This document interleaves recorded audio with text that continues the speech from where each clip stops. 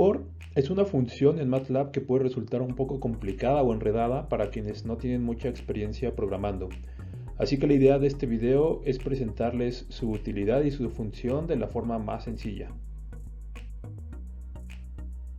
De entrada debemos saber que se llaman loops o ciclos o bucles for, porque justamente su estructura y su funcionamiento nos recuerda a un ciclo o a un bucle, en donde tenemos un conjunto de acciones que se están ejecutando de manera repetida.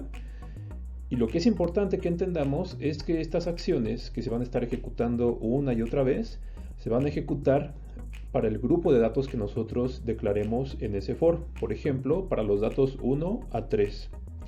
Es decir, este tipo de funciones dentro de la programación son muy útiles cuando queremos ejecutar la misma estructura de acciones a lo largo de diferentes datos. La estructura con la cual escribimos un bucle for dentro de MATLAB es la que está aquí. Tenemos tres componentes principales de manera muy similar a lo que ocurre con if. Si no han visto el video de if, vayan y véanlo. Los tres componentes son estos. El primero va a ser la declaración de cuáles son los índices o valores para los cuales queremos que se repita el ciclo. Luego vamos a declarar cuáles son las acciones que queremos que ocurran dentro de esos ciclos. Y tenemos que cerrar ese ciclo con un end, porque si no el programa no va a saber en qué momento se acaba esta estructura. Este es uno de los ejemplos más sencillos que tenemos de cómo funciona for. Lo que hacemos aquí es que en la primera línea le decimos que estos son los valores que queremos que vaya tomando i en cada uno de los pasos por ese ciclo for, y estas son las acciones que queremos que realice para cada uno de esos valores tomados. Es decir, el ciclo o las instrucciones que están adentro de esta estructura se van a repetir en este ejemplo 3 veces. La primera vez lo van a hacer considerando que i vale 1, que es el valor que estamos declarando acá. La segunda vez se van a repetir considerando que ahora i vale 2 y la tercera vez considerando que i vale 3. Como les comentaba, en la primera línea declaramos todos los valores que queremos que se usen para esta variable. Y en la siguiente línea declaramos las acciones que queremos que se ejecuten toda vez que se tomó ese valor. Fíjense que en este ejemplo estoy aprovechando para de una vez matar dos pájaros de un tiro. Estoy mostrando que esa i la podemos usar tanto como un valor que nos sirve dentro de los cálculos o dentro de las variables, como un valor de índice. De hecho, estos valores de índice son los más importantes que deben aprender a manejar dentro de los ciclos for. ¿Qué está ocurriendo aquí? En las acciones estamos indicándole que tome la matriz A y en el índice i coloque este valor. De tal forma que la primera vez que se ejecuta este loop o este ciclo, i vale 1, entonces va y pone en la matriz A posición 1, lo que resulta de 1 más 1. Hace esa acción y luego se va para el siguiente valor de i, que ahora es 2. Entonces va y pone en la posición 2 de A, lo que resulte de 1 más 2. Y finalmente va y pone en la posición 3 de A, lo que resulte de 1 más 3. Una vez que hace ese cálculo con el 3, se registra que ya pasó por todos los valores que habíamos declarado y entonces termina en el end y se sigue con las demás instrucciones que tengan ustedes en el código. Vamos a ver esto directamente en MATLAB para que vean cómo funciona. Escribo entonces en MATLAB la primera línea del ciclo for y fíjense cómo la palabra for, si alcanzan a notar, la escribe MATLAB en azul. Doy enter para pasarme a la línea de acciones. Y ahí entonces escribo que A en la posición i se vuelva igual a 1 más i. Doy enter y cierro el ciclo y entonces se va a ejecutar. Ahora, como yo no le puse aquí punto y coma, me va a ir mostrando todo lo que vaya ejecutando. Es decir, me va a ir mostrando cada uno de los resultados de cada iteración, de cada paso por los valores del for. Entonces sale esto. En el primer momento dice que A es igual a 2. En el siguiente momento A es igual a 2 en la primera posición y 3 en la segunda posición. y en el tercer momento A es igual a 2, 3, 4. Ahora, si ustedes lo piensan, yo no requería un loop for para haber realizado esto. Si yo hubiera comenzado con una matriz A que ya tiene, por ejemplo, los valores 1, 2 y 3, y simplemente le digo que ahora A sea igual a A más 1, me iba a dar los mismos valores que genera el loop for y en menos pasos, de manera más eficiente y más rápida. Es decir, hay algunos problemas de programación en los cuales de hecho no es muy conveniente usar ciclos for. ¿Por qué? Porque fíjense que toma más pasos llegar al mismo objetivo. Sin embargo, hay otros problemas en donde sí es conveniente usarlo. Ahora, antes de pasar a explicar en qué situaciones sí es más conveniente usar ciclos for, les quiero mostrar simplemente que en este ciclo que estamos usando de ejemplo hay una forma todavía más resumida de escribirlo. Si en la primera línea que tengo, que es donde declaro los valores que voy a ir tomando i, en vez de escribir todos estos valores yo le digo desde cuál hasta cuál, va a funcionar igual. Por ejemplo, no tengo que escribir toda esta matriz que ven ustedes aquí, ¿no? Sino que solamente le digo que de 1 hasta 3. Como le digo el hasta, acuérdense que para eso nos sirven también los dos puntos. De 1 hasta 3 hace esas acciones que habíamos quedado, es decir, que a en i sea igual a 1 más i, y va a funcionar igual.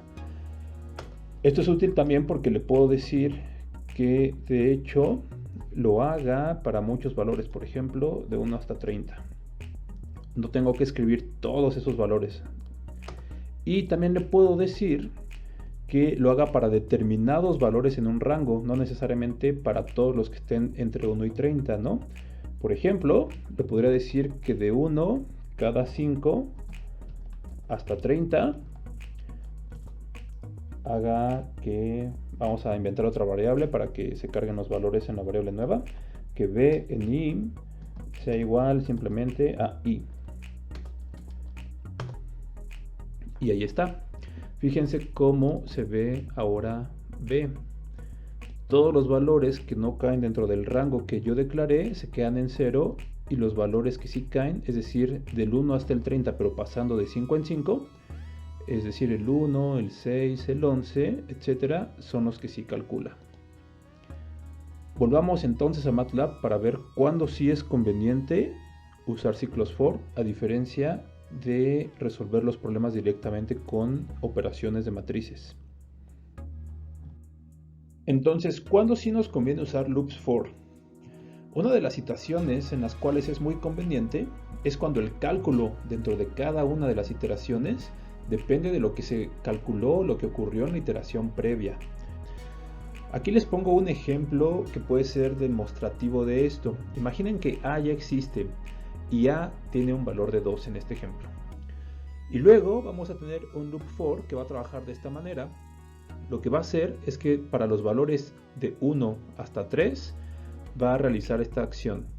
Fíjense que lo interesante de este ejemplo en comparación con el ejemplo previo es que en cada una de las iteraciones va a estar tomando el valor que tenga en A en la posición i, le va a hacer un cálculo que es simplemente elevarlo a un número aleatorio, y el resultado de eso lo va a ir a colocar a en i más 1.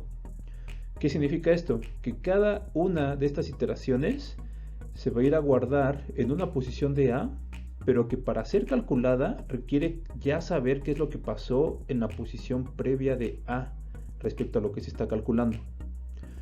Vamos a ver esto en MATLAB. En nuestro siguiente ejemplo tenemos entonces este caso. Estamos declarando en el primer renglón que A adquiere un valor de 2 y luego abrimos el ciclo for y le decimos que para los valores 1 a 3 que vaya tomando i genere estas acciones. Entonces lo ejecutamos y lo que está haciendo es efectivamente tomar el primer valor de A en 2 y luego ese valor lo eleva a un número aleatorio y eso nos da este resultado, 1.94, que en el siguiente ciclo, en la siguiente iteración del ciclo for, ese valor lo vuelve a tomar, lo vuelve a elevar a un aleatorio y lo asigna a la siguiente posición de A. Y es así como se va llenando poco a poco toda la columna de A, siempre tomando el valor anterior y elevándolo a un número aleatorio. Ahora, si nosotros tenemos esta matriz, no podemos comprobar cuál fue el número aleatorio que usó en cada una de las iteraciones para generar el resultado. Si por alguna razón nosotros quisiéramos ese número, lo quisiéramos conservar, tenemos que modificar un poco la forma en la cual está trabajando ese ciclo. Lo que podemos hacer es agregar algunas líneas de código que nos permitan almacenar el número aleatorio. Por ejemplo, aquí que es donde lo estamos generando, lo vamos a quitar y en cambio vamos a poner el nombre de una variable que lo traiga, por ejemplo b. Y entonces antes de a tenemos que generar b y en b cargamos el aleatorio. Ahora, si yo lo corro así, todavía no vamos a lograr el objetivo que había planteado, que es ver todos los aleatorios que usó para ser la potencia a la cual eleva los números que están en A. ¿Por qué no lo vamos a lograr? Porque cada vez que pasa el ciclo por esta línea, carga un aleatorio en B, luego usa B como potencia y luego se va al siguiente ciclo y carga otro aleatorio en B. Entonces sobrescribe lo que ya teníamos en B, se pierde lo último que teníamos. Entonces, si nosotros queremos ver todos los valores de potencia, tenemos que ir almacenando esos valores que se están cargando en B y los podemos almacenar de la misma forma en la cual estamos trabajando A, es decir, apoyándonos en el ciclo for y usando las is como índices. Nos ponemos en otra línea, generamos una variable más que se llame, por ejemplo, guarda B, donde voy a ir almacenando cada una de las B's y hacemos que ahí cargue B, pero esta variable tiene que ir cargando B en cada una de las posiciones del ciclo, es decir, para la primera vuelta del ciclo, para la segunda y para la tercera va cargando B. Lo corremos y vemos si eso es lo que está pasando. Tenemos entonces A, que ya la habíamos visto en su estructura, y tenemos la matriz guarda B, que es donde se almacenan todos los valores en los que se fueron cargando los aleatorios de B. Entonces, si tomamos el primer valor de A, que era 2, y lo elevamos a .1419, nos tendría que dar 1.1033. Lo podemos hacer. 2 elevado a .1419, pues justo nos da ese valor 1.1034. Hay una pequeña variación simplemente por el redondeo. Este tipo de funciones van a ser muy útiles cuando nosotros queramos simular o modelar computacionalmente procesos que se desarrollan en el tiempo y particularmente procesos cuya evolución y desarrollo depende de lo que ha pasado con ellos mismos en momentos anteriores. Esto es muy útil justamente si lo vemos dentro de ciencias cognitivas. Aquí les voy a hablar de cómo esto puede ser muy útil para hacer modelado de procesos de aprendizaje o de desarrollo cognitivo. El objetivo de esta explicación no es de ninguna manera hablar de teorías de aprendizaje ni de teorías de desarrollo cognitivo. Simplemente les quiero mostrar la utilidad de los ciclos for dentro de esta área. Vamos a imaginarnos que tenemos una variable de aprendizaje y esa variable va a tener inicialmente un valor de 0.2. ¿Qué significa 0.2? Simplemente va a ser una variable que nos acabamos de inventar y vamos a considerar que es un valor ordinal. Es decir, más de 0.2 significa más aprendizaje, menos de 0.2 se interpreta como que hay menos aprendizaje y listo. Vamos a considerar también otra variable que sea en la que declaremos el tiempo. Y el tiempo total lo vamos a considerar como de 20. ¿Qué significa 20? Significa cualquier cosa en este momento con la cual nosotros podamos medir tiempo. Por ejemplo, pueden ser 20 segundos, pueden ser 20 días, pueden ser 20 ensayos conductuales en un experimento, cualquier cosa que implique el paso y el marcaje del tiempo. Si tenemos ya estas dos variables creadas, podemos empezar a imaginarnos cómo puede funcionar un ciclo for que nos permita modelar aprendizaje. Lo que vamos a hacer es entonces declarar que el ciclo vaya, ahora fíjense cómo estoy usando una T minúscula, a diferencia de la T mayúscula que ya está declarando un total de 20. La T minúscula está diciendo que vaya de 1 hasta el total, es decir, hasta 20. Entonces, ¿qué va a hacer en cada uno de esos ensayos? Estas acciones. Va a considerar que hay un nuevo aprendizaje dentro de ese tiempo o dentro de ese momento. ¿A qué valor va a corresponder ese nuevo aprendizaje? A cualquier valor inventado, es decir, un valor aleatorio. Y ese nuevo aprendizaje que ocurra en cada uno de los ensayos, simplemente lo vamos a sumar al aprendizaje que teníamos previo.